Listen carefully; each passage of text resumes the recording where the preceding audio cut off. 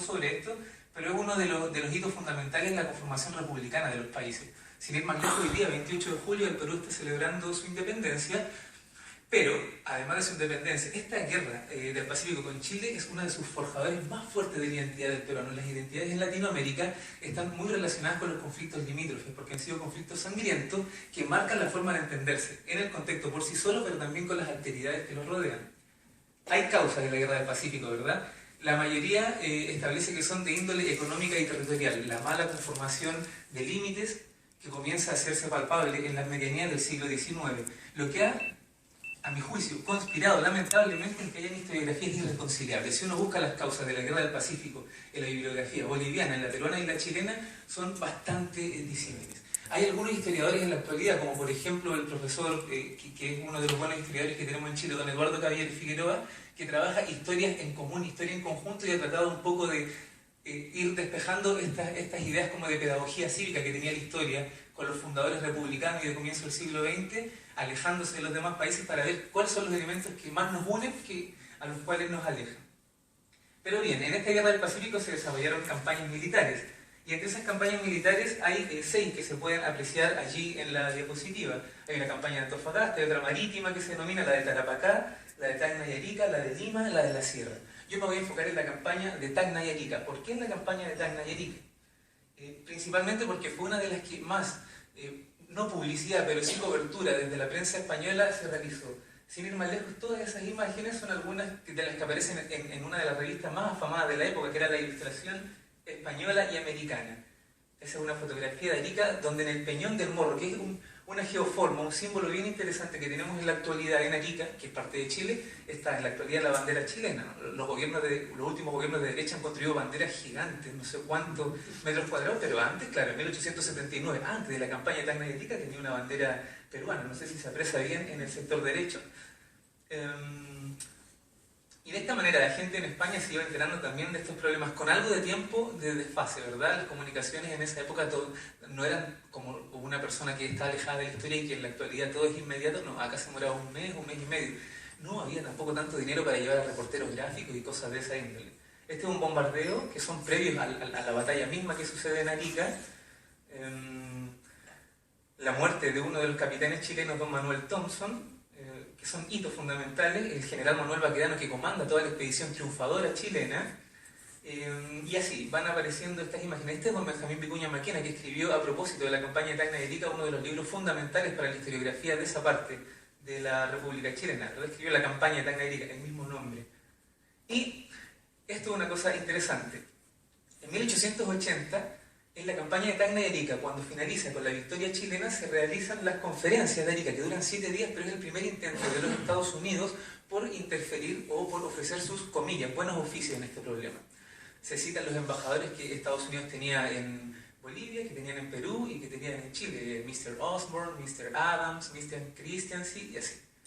No se puede llegar a ninguna solución porque Chile se negaba a devolver al Perú los territorios riquísimos de Tarapacá, y la condición para la paz que Perú tenía era que Chile devolviese Tarapacá.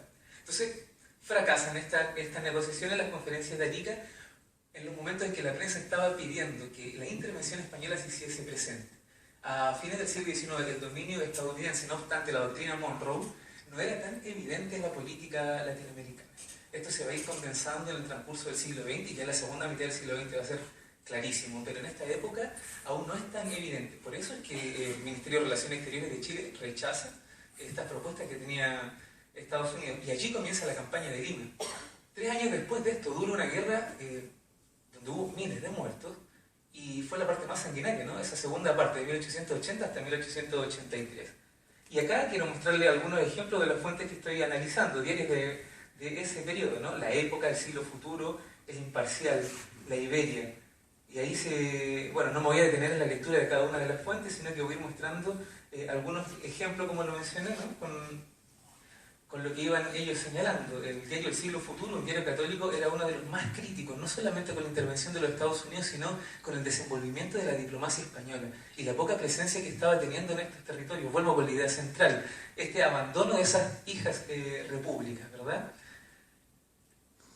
Esto me parece muy interesante porque ya en este proceso se va conformando esta idea de Chile como un país que está avasallando, como un país bárbaro, como un país incivilizado que no está respetando el derecho de gente en la guerra. Un breve párrafo dice: lo primero que Chile necesitaría es el impulso irresistible de una civilización, de una idea, de algo que fuese capaz de nacer, crecer y extenderse. Pero Chile es la negación de todo eso. Chile es un pueblo torpe, un pueblo rudo, un pueblo que hace ya el camino de bajada y en su huella no se divisa luz alguna. Son esas ideas que se van a ir conformando a nivel de representaciones sociales, ¿verdad? Después viene el fin de la guerra, se firma el Tratado de Ancón en 1883.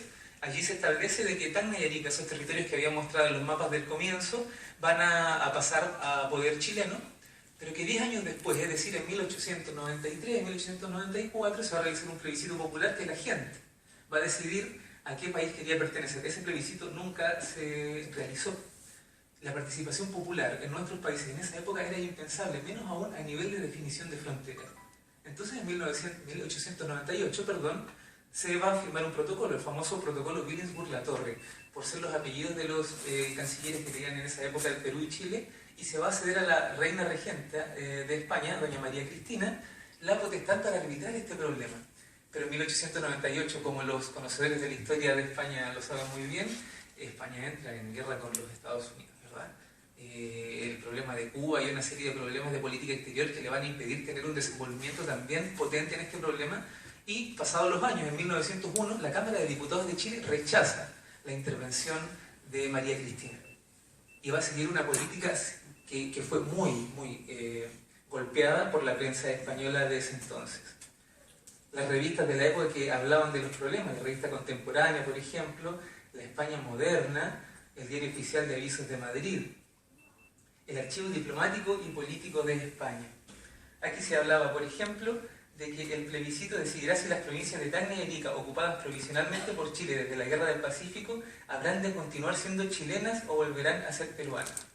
El país favorecido por los votos de los electores tomará posesión inmediatamente.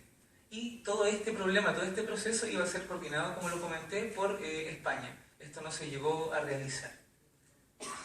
Algunas conclusiones que me gustaría compartir con ustedes de manera también muy veloz. En primer lugar, la prensa española representó este conflicto armado de la Guerra del Pacífico y de la campaña de Tacna y Arica, por lo menos en dos variantes. Una eminentemente informativa, no había muchos juicios de valor, y otra en donde sí se realizaba una posición, o podemos comprender una posición valorativa.